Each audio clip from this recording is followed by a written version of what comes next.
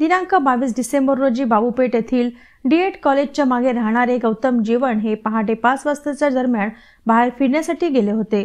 घरी कोणी नसल्याची संधी साधत आरोपी आशिष उर्फ जल्लाद अक्रम शेख यांनी दरवाजा कुलूप तोडत घरात प्रवेश केला।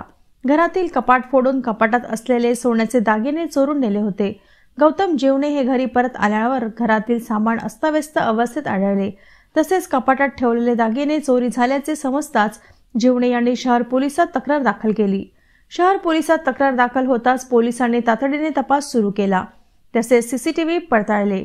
पुण्याचा तपास करीत असताना मुखबिरच्या माहितीवरून पोलीस रेकॉर्डवरील आरोपी आशिष उर्फ जल्लाद अक्रम शेख याला शहर पोलिसांनी ताब्यात घेतले।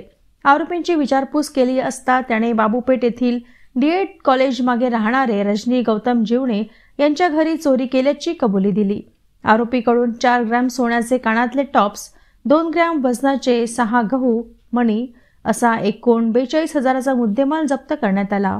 ही कारवाई पोलीस निरीक्षक प्रभावती एकुरके यांच्या मार्गदर्शनाखाली सहाय्यक पोलीस निरीक्षक पैसाणे यांच्या नेतृत्वात पोलीस निरीक्षक संदीप बच्चिरे, महिला पोलीस हवालदार भावना रामटेके, पोलीस हवालदार सचिन बोरकर, संतोष कुमार कणमणी, इम्रान खान, कपूरचंद खैरवार, राजेश चिताळे यांनी ही कारवाई केली।